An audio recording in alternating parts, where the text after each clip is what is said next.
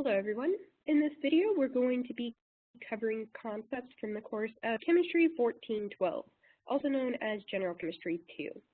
So as you can see, in this video we're going to be covering the Chatellier's principle, probably have said that wrong, and reaction conditions such as temperature, pressure. We're also going to cover concentration and a couple other ones. The Chatellier's principle. The Chatellier's principle describes what happens to a system when something momentarily takes it away from equilibrium. This section focuses on three ways in which we can change the conditions of a chemical reaction at equilibrium. 1, changing the concentration of one of the components of a reaction. 2, changing the pressure on the system. And 3, changing the temperature at which the reaction is running. So before we get started, I'm going to show you a brief video. As you can see, it's on YouTube. If you want to access it later, here is the link to it. And it's going to give you a brief overview of the principle.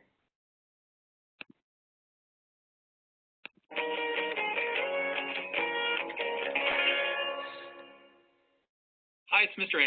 Anderson, and this is Chemistry Essentials Video 66. It's on Le Chatelier's principle, also referred to as equilibrium law, and it's a really elegant principle you apply to reversible reactions.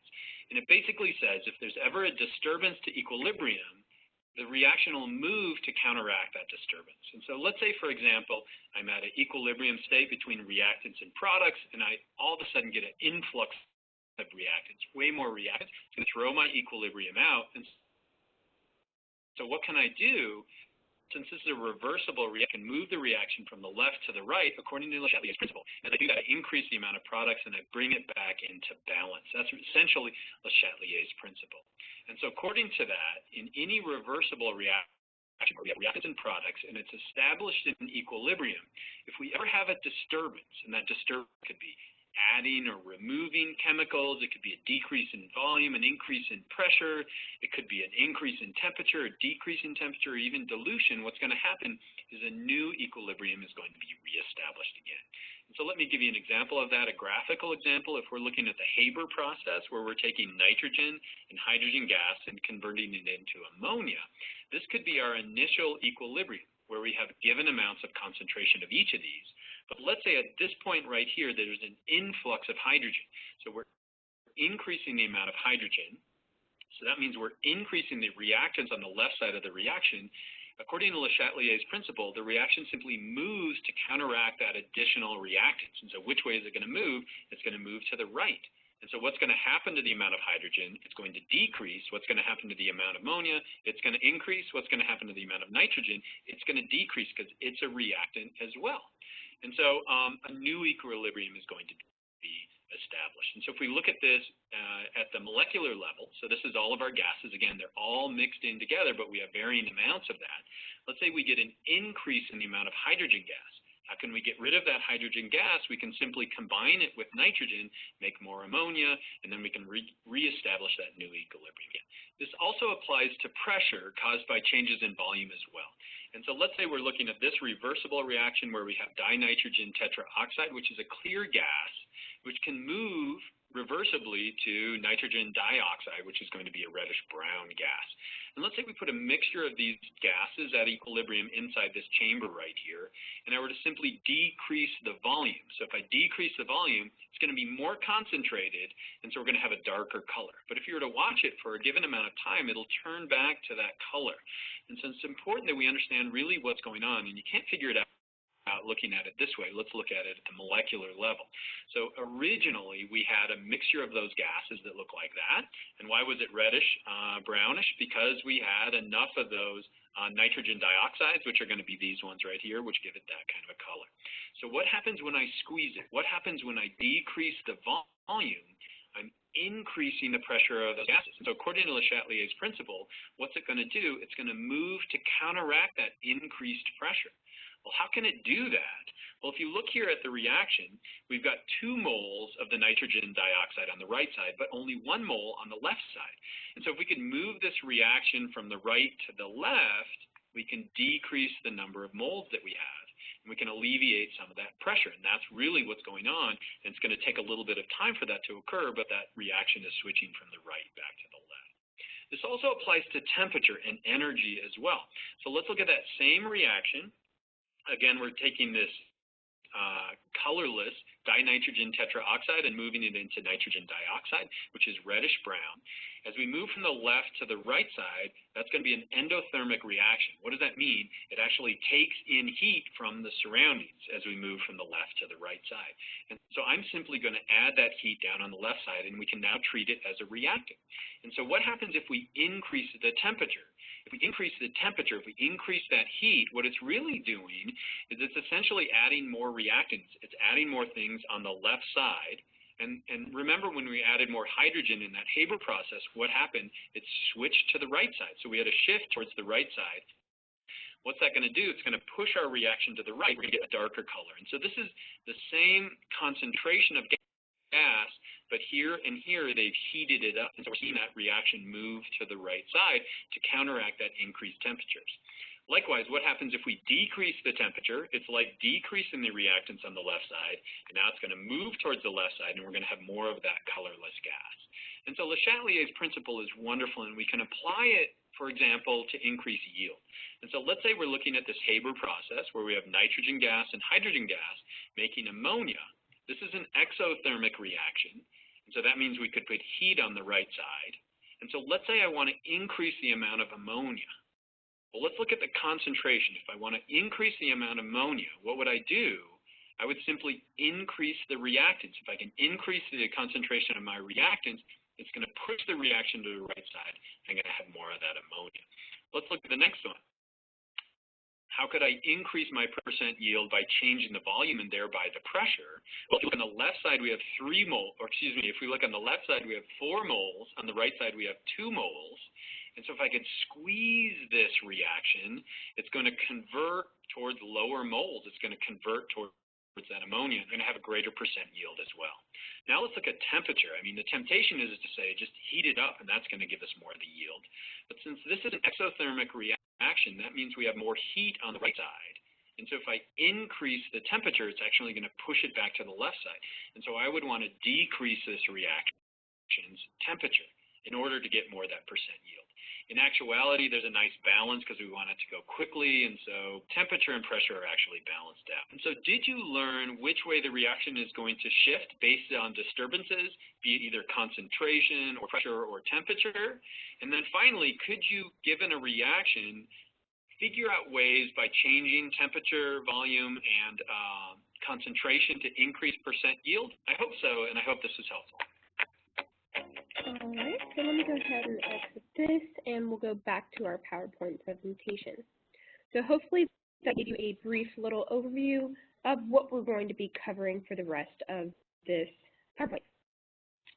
The Chatelier principle: when a chemical system at equilibrium is distributed, it reattains equilibrium by undergoing a net reaction that reduces the effect of the disturbance.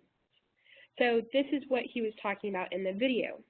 So if we increase the temperature, and it caused, like in the video when you saw it go from a lighter color, so the lighter red-brown, into that darker red-brown, it went back into equilibrium if you give it enough time.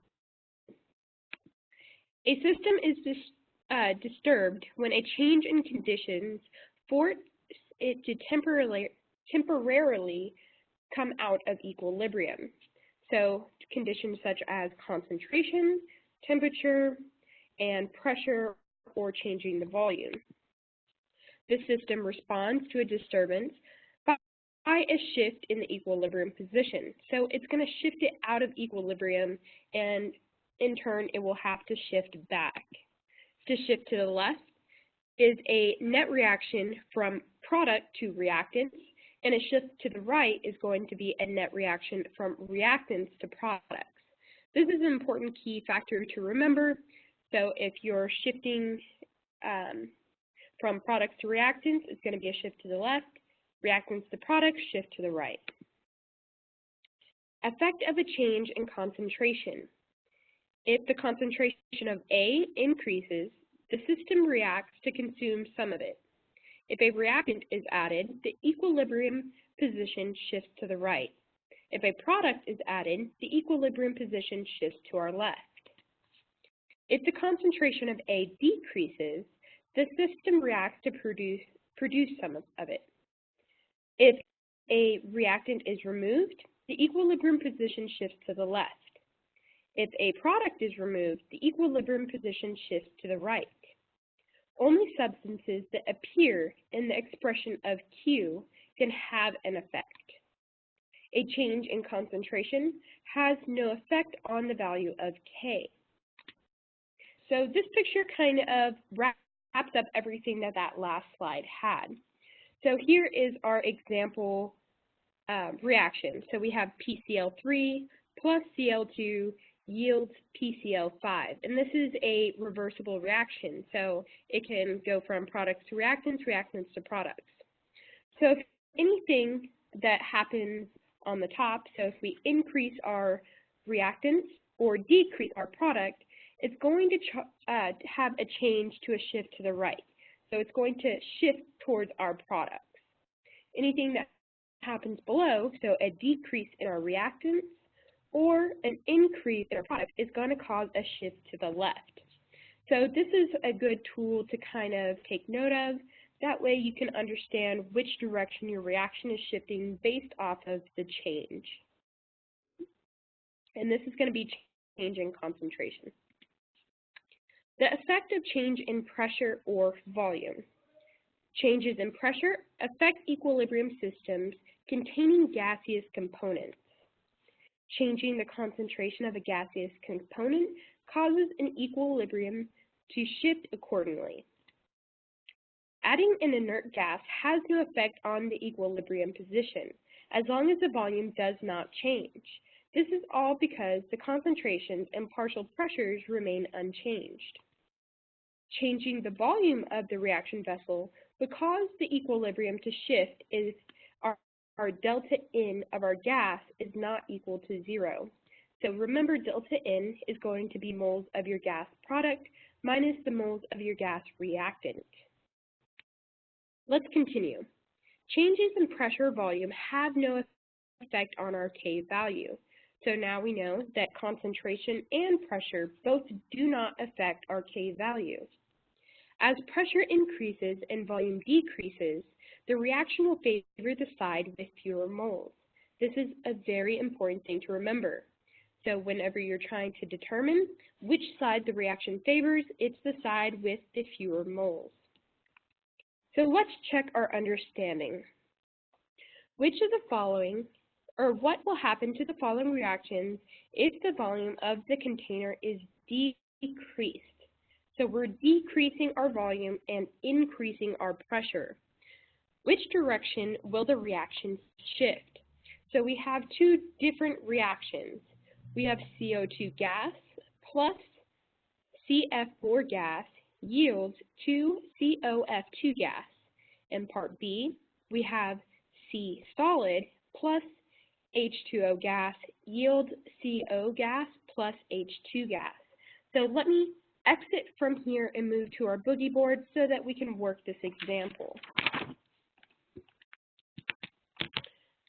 So let's rewrite our equations so that we have them right in front of us. So we have CO2 gas plus CF4 gas yields 2COF2 gas. So remember, we're dealing with a decrease in our volume. So what was that rule that we saw on the previous slide? The rule was that it's going to shift in the direction of fewer moles, or it's going to favor the side with fewer moles. So we need to look at it. All of our components are in gas form, so we need to take into consideration all of our moles. We're going to look at the coefficients to do this. So we have a 1 here and a 1 here, so we have 2 moles on our left side, and we have 2 moles on our right side. So as we notice, they're the same. So it's kind of a trick question because the system is not going to shift at all. So now let's look at part B. We had C solid plus H2O gas yields CO gas and H2 gas. You have to ask yourself, what makes this one different? Well, what makes it different is that we have a solid. So this is not going to be taken into consideration. So we will not count this solid C when we're trying to determine how many moles on each side. We're only going to count what's left, which is our gases. So we have 1 mole on our left side, and we have 2 moles on our right. So which way does it shift? The shift is going to be towards the left. So it's going to shift left because it's shifting towards the side with fewer moles. Because we only have 1 mole on our left side and we have 2 moles on our right, it's going to shift towards our reactants. And let's move back to our PowerPoint presentation. The effective change in temperature. To determine the effect of a change in temperature on equilibrium, heat is considered a component of the system. Heat is a product in an exothermic reaction. So an exothermic reaction is going to be where our delta H is less than 0. So our delta H will be a negative value, which means heat is on the product side, and we have an exothermic reaction, so heat is coming out. Heat is a reactant in an endothermic reaction where our delta H is greater than 0. So our delta H value will be a positive value, and you'll add the heat to the side of the reactant. So heat is coming into our reaction or our system. An increase in temperature adds heat, which favors the endothermic reaction. A decrease in temperature will remove heat, which favors an exothermic reaction. Temperature and K. The only factor that affects our K for a given equilibrium system is going to be temperature. So remember previously when we stated that our pressure and our concentration will not affect K. Only our temperature will affect it. For a reaction with delta H is greater than 0, an increase in temperature will cause K to increase.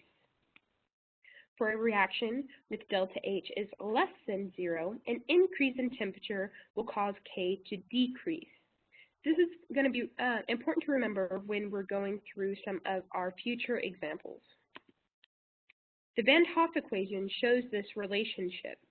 So the Van Hoff equation is Ln of K2 divided by K1 equals negative delta H divided by R. R is going to be our gas constant, and it's 8.314 joules per mole Kelvin, times our temperature, which is going to be 1 over T2, which is temperature 2, minus 1 over T1, which is temperature 1.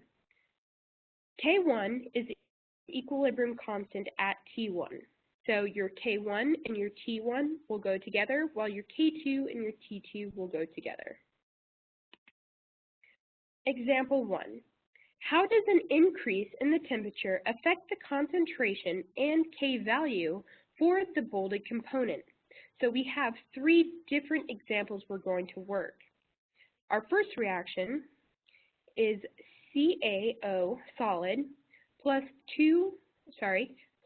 H2O liquid yields CaOH2 aqueous, where our delta H is negative 82 kilojoules. Take note that our delta H is negative. Our bolded component that we're going to be looking for concentration is our CaOH2. For reaction 2, we have CaCO3 solid yields CaO solid plus CO2 gas, where our delta H is positive 178 kilojoules, and our bolded component is CO2. And then finally, our third reaction, we have SO2 gas yields S solid plus O2 gas, where our delta H equals 297 kilojoules. And your component we're taking into consideration is SO2. So let's exit here and go back to our boogie board where we can actually work these examples. So let's rewrite all the information out for part A. So we have CaO solid plus H2O liquid yields CaOH2 aqueous. And our delta H for this is negative 82 kilojoules. So, because our delta H is negative, or our delta H is less than 0, this tells us that our heat is going to be on our product side. So, we can rewrite our equation, CaO. I'm going to go ahead and leave out our states.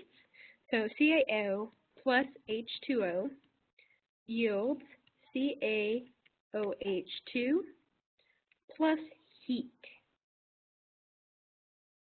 Oh, sorry. Heat is on this side. Plus heat. And so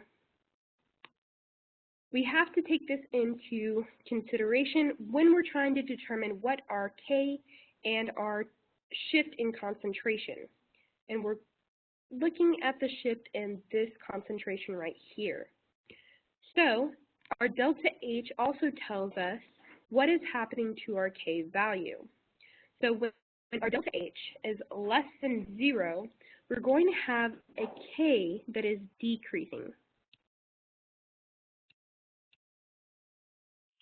So we have one part to our answer. The next part to our answer is whether our CaOH2 is increasing in concentration or decreasing in concentration. Oops, sorry. I did make a mistake. It is on the product side. I don't know why I wrote it over there. Sorry, right there. So because it was negative, it's on our product side. So because we are having our heat on our product side, it will tell us which direction we're going to shift the reaction. With our heat on our product side, we're going to see a shift to the left.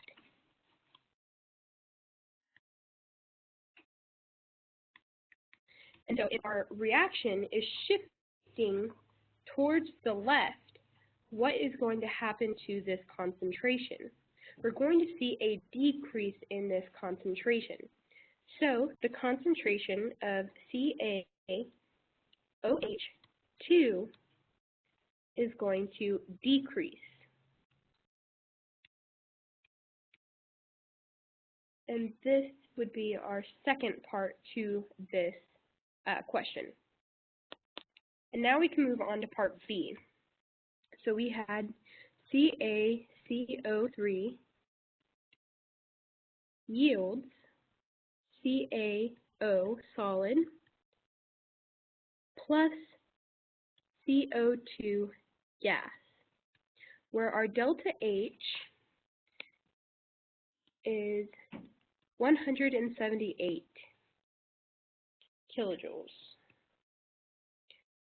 So this gives us part of our answer. So because our delta H is positive, our delta H is greater than 0. This tells us that the heat is on the reactant side. So we're going to have CaCO3 plus heat yields CaO plus CO2. And so now we have our heat on our reactant side. Our delta H also tells us what is happening to our K. So in our last example, our delta H was less than 0, which means that our K decreased. However, this time it's greater than 0, so our K is going to increase.